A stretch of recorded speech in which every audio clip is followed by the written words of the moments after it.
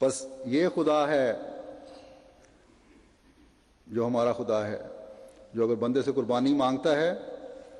تو اس کے بے حساب اجر دیتا ہے۔ 30 دن کے روزوں کی ہم سے قربانی مانگی تو جہاں ان کو قبول فرماتے ہوئے کئی گنا اجر سے نوازا، وہاں ظاہری طور پر اس نوازنے کے اظہار کے لیے عید کا دن بھی رکھتی ہے کہ اس میں کھاؤ پیو اور خوشیاں مناؤ اور خدا کا شکر ادا کرو، اور سب سے پہلے کیونکہ خدا تعالیٰ کا شکر ہی ہے، اس لیے عید کی نماز سے اس شکرانے کا آغاز فرمایا، تاکہ یاد رہے کہ اس خدا کی عبادت سے شکر کرو جو اگر کسی ظاہری تکلیف یا قربانی میں سے مومن کو گزارتا ہے تو وہی آسانی بھی پیدا کرتا ہے، وہی انعامات سے بھی نوازتا ہے، وہی کئی گنا بڑھا کر اجر بھی دیتا ہے۔ پس عید ہمیں رمضان میں خدا تعالیٰ کی خاطر قربانی کرتے ہوئے ہر جائز بات سے بھی کامیابی کے ساتھ رکتے ہوئے گزرنے کی کوشش پر خدا تعالیٰ کے انعام کا ایک ظاہری اظہار ہے، جس سے ہماری توجہ اس طرف پھرنی چاہیے کہ جب خدا تعالیٰ اپنی خاطر کیا گیا ہر فعل بے انتہا اجروں سے نوازتے ہوئے ہمیں واپس لوٹاتا ہے، تو خدا تعالیٰ کے دین کی خاطر کوئی قربانی بغیر خدا تعالیٰ سے اجر پائے خالی نہیں جائے گی۔ جب ہم خدا تعالیٰ اور اس کے رسول صلی اللہ علیہ وسلم کی اطاعت کرتے ہوئے حضرت صلی اللہ علیہ وسلم کے عاشق صادق کو مان لیا جب ہم نے، تو خدا تعالیٰ اس نیکی کے کام کو بغیر اجر کے نہیں چھوڑے گا، جبکہ اس وجہ سے ہمیں جان، مال، عزت کی قربانی بھی دینی پڑ رہی ہے۔ ہر احمدی کو یاد رکھنا چاہیے کہ جس طرح خدا تعالیٰ کی خاطر کیا گیا کوئی عمل بغیر اجر کے نہیں، یہ قربانیاں بھی جو احمدی کرتے ہیں رائے گاہ جانے والی نہیں۔ اللہ تعالیٰ کا یہ اعلان کہ ان مع العسر یسرا، ان مع العسر یسرا، ہمیں تسلی دلا رہا ہے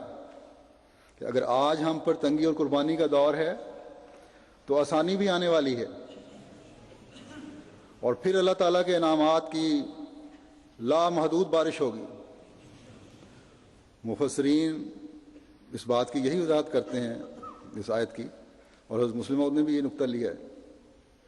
کہ العسر کہہ کر عسر کو محدود کیا گیا ہے، تنگی کو محدود کیا گیا ہے، لیکن یسر دونوں جگہ غیر محدود کے معنوں میں استعمال ہوا ہے۔ بس یہ اعلان ہمارے ایمانوں کو مضبوط کرنے والا ہے اور ہمیں تسلی دلا رہا ہے کہ جس طرح ہر تنگی، قربانی اور اپنی خاطر کیے گئے ہر عمل پر خدا تعالیٰ انعامات سے نوازتا ہے، اور اس کا انجام عید کی صورت میں ہوتا ہے، نہ کہ عیدیں پہلے ہوں اور انجام انظار اور وعید کی صورت میں نظر آ رہا ہو۔ جو زمانے کے انکار کرنے والے ہیں وہ بھی حقیقی عید سے اپنے آپ کو باہر نکال رہے ہیں، کیونکہ جیسا کہ میں نے بتایا وہ اس بات کے تو قائل ہی نہیں رہے کہ اللہ تعالیٰ حضرت صلی اللہ علیہ وسلم کی پیروی میں نبی، صدیق، شہید اور صالح پیدا کر سکتا ہے۔ بس جب انعاموں کے انکاری ہیں تو حقیقی عیدوں کے بھی انکاری ہیں، جیسا کہ حضرت مسیح موعود علیہ الصلوۃ والسلام نے تعریف فرمائی کہ وہ کون لوگ ہیں جو انعام یافتہ ہیں اور کس طرح بن سکتے ہیں۔ صدیق تو وہ ہے جسے کامل طور پر اللہ تعالیٰ کے کلام پر یقین ہو، نہ کہ مشکوک حالت میں رہیں، کبھی ناسخ و منسوخ کے چکر میں ہیں، کبھی حضرت عیسیٰ کی وفات کے بارے میں شبے میں ہیں، کبھی آخرین کے بارے میں پوچھتے ہیں کہ یہ کون ہے۔ مرزا صاحب نے کس طرح اس کی بنیاد پر اپنے آپ کو مسیح اور نبی کہہ دیا۔ جو پیروں فقیروں کی قبروں پر جا کر نظریں مانتے ہیں اور چڑھاوے چڑھاتے ہیں، انہیں کیا پتا کہ صدق کیا ہے؟ جب حیا، ایمانت، دیانت غائب ہو جائیں تو وہاں صدق کا کیا کام رہ جاتا ہے؟ جہاں جھوٹ، تعدی اور ظلم نے ڈیرے ڈالے ہوں، وہاں صدیقیت کس طرح ٹھہر سکتی ہے؟ جو مصلحتاً جھوٹ بولنے کو جائز قرار دیتے ہوں اور اپنی تصویروں میں بھی لکھتے ہوں، ان کا صدیقیت سے کیا تعلق؟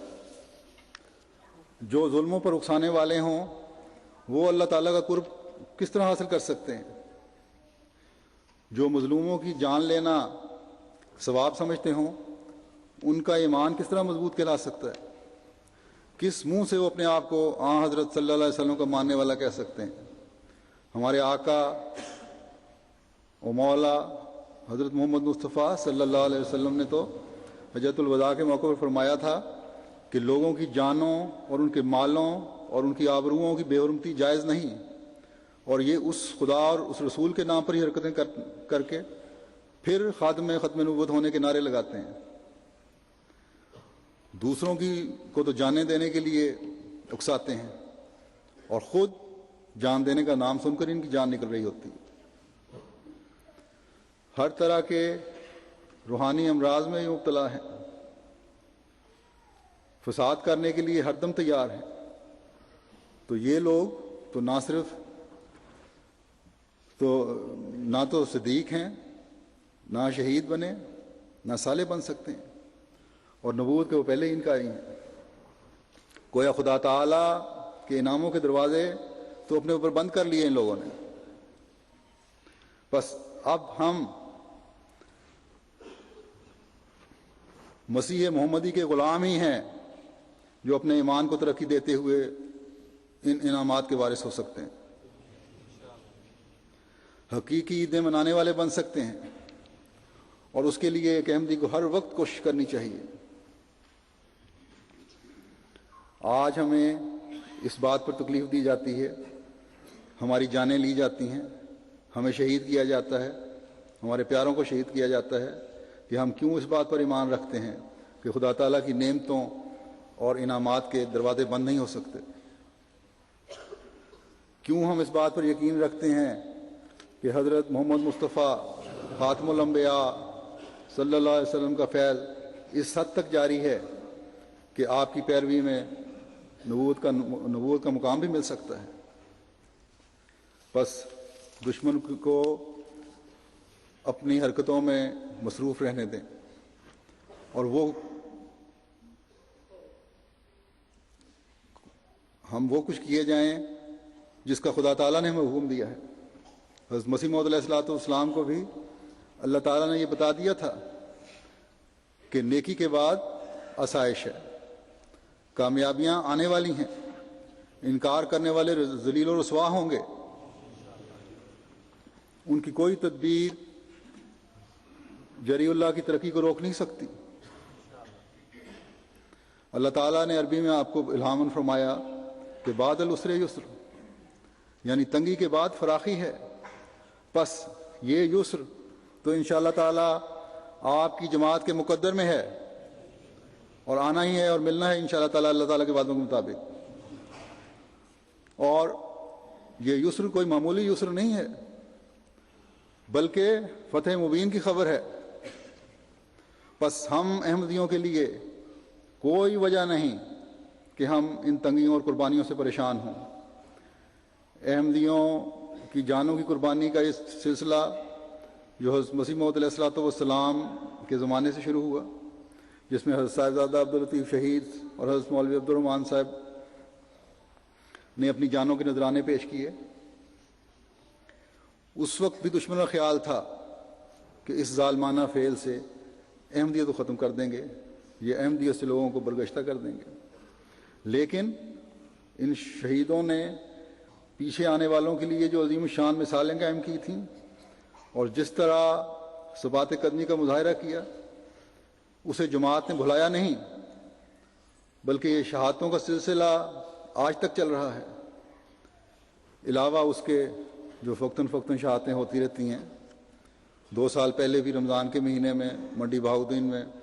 کئی نمازیوں کو نماز پڑھتے ہوئے شہید کیا گیا تھا۔